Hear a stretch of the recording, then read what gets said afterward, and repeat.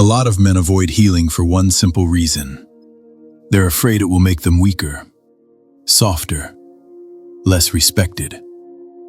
They've seen what happens when someone opens up too much, overshares, or turns healing into an identity. So they do the opposite. They bury things. They harden up. They tell themselves they're fine and keep moving. But here's the uncomfortable truth. Avoiding healing doesn't preserve your strength. It slowly erodes it. Unprocessed pain leaks out whether you like it or not. It shows up in overreactions, impatience, emotional numbness, poor boundaries, and tolerating situations you shouldn't. It shows up in how you deal with women, how you handle stress, and how quickly you lose control when something hits a nerve. That's not strength. That's unmanaged damage. Real healing isn't about becoming sensitive or fragile. It's about removing the emotional blind spots that keep controlling you. It's about getting so clear and grounded that nothing external can shake your frame. When done properly, healing doesn't make you easier to hurt. It makes you harder to manipulate, harder to provoke, and harder to break. In this video, we're breaking down how to heal without losing your edge, how to process pain without turning it into weakness, and how real healing actually makes you more respected, more composed, and more dangerous in the right way. Most men don't reject healing because they're stubborn. They reject it because they've seen a distorted version of it. They've watched people turn working on themselves into oversharing, emotional dumping, and a constant need to be understood. They've seen men lose authority, attraction, and self-respect by exposing everything without discernment. So the mind makes a simple connection. Healing equals weakness. That belief keeps men stuck.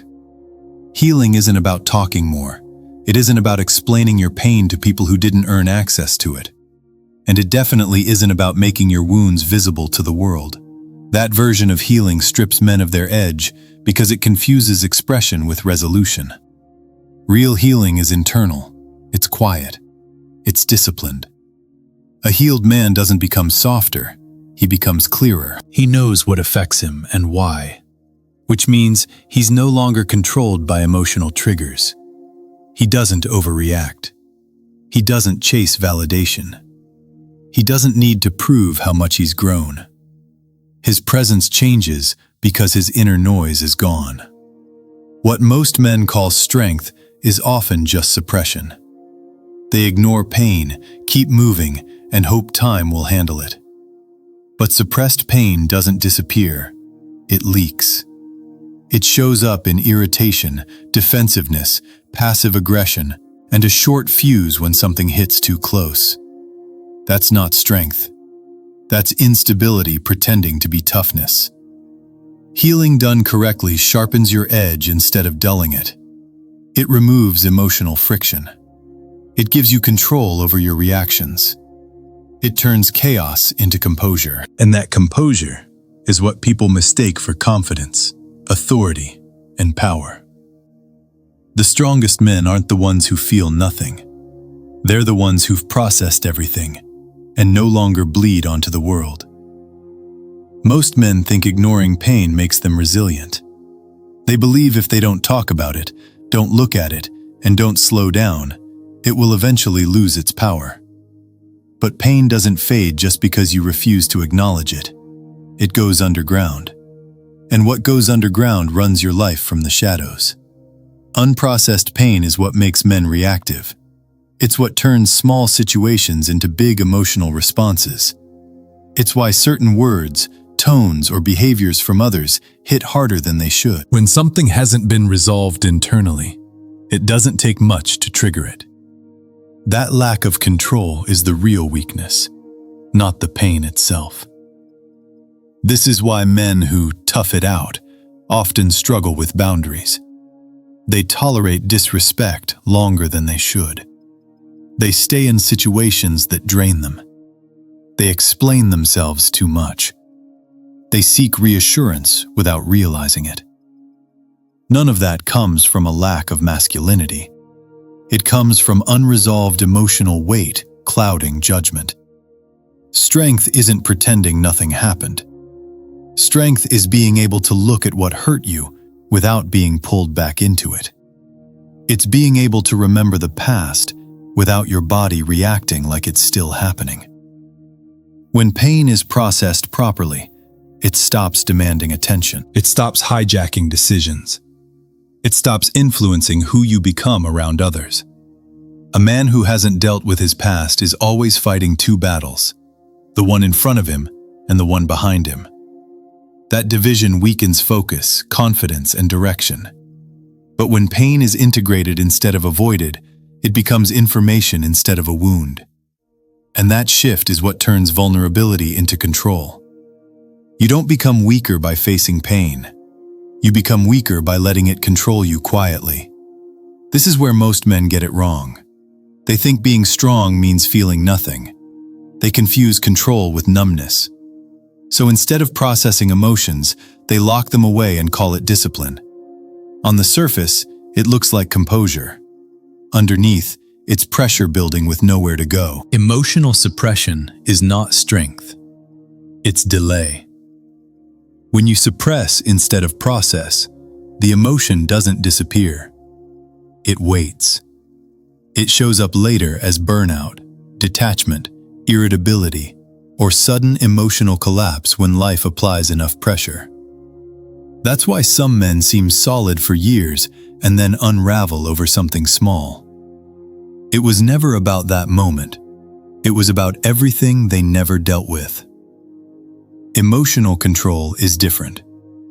Control means you can feel something without becoming it. You can experience anger without lashing out. You can feel sadness without losing direction. You can be disappointed without spiraling. That's not weakness, that's mastery. A controlled man doesn't react immediately. He creates space between stimulus and response. He observes what he feels, understands where it's coming from, and chooses his actions deliberately. That ability to pause is what gives him power in relationships, conflict, and pressure. Suppression makes you rigid. Control makes you flexible. When a man is emotionally controlled, he doesn't need to explain himself endlessly. He doesn't get pulled into drama. He doesn't collapse when challenged.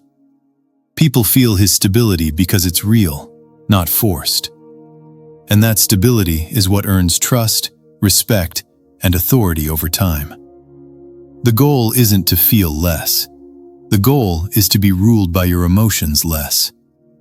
Healing becomes a liability only when it's done without structure. When men open everything up to everyone, speak before they've integrated what they've learned, or seek validation for their pain, they lose leverage.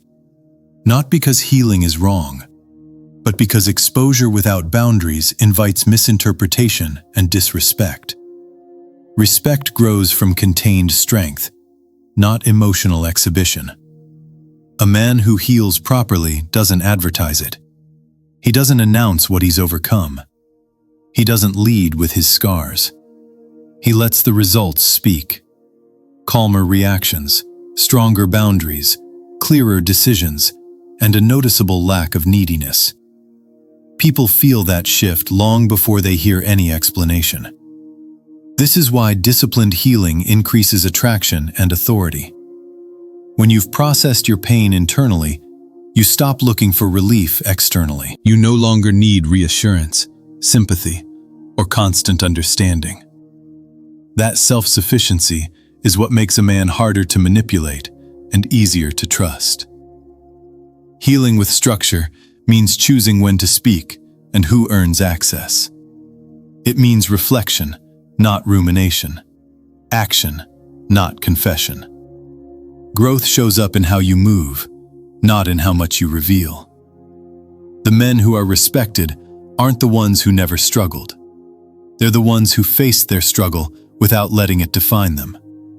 They carry themselves differently because their emotions are integrated, not leaking.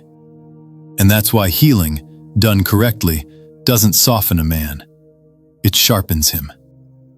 Healing isn't about becoming softer, louder, or more emotional. It's about becoming less reactive, more grounded, and fully in control of yourself. When you heal the right way, you stop bleeding into situations that don't deserve your energy. You stop confusing composure with suppression, and you stop letting old pain dictate how you move in the present. A healed man doesn't chase peace, he carries it. He doesn't explain himself into exhaustion.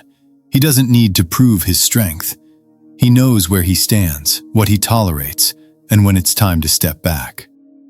That clarity is what people respond to. That steadiness is what earns respect. If this video helped you see the difference between numbing yourself and mastering yourself, don't ignore that awareness. Apply it. Move differently. Protect your edge while you clean up what's holding you back. If you're learning how to heal without losing your strength, like the video, comment your takeaway, and subscribe. This is where men stop hardening and start becoming unshakable.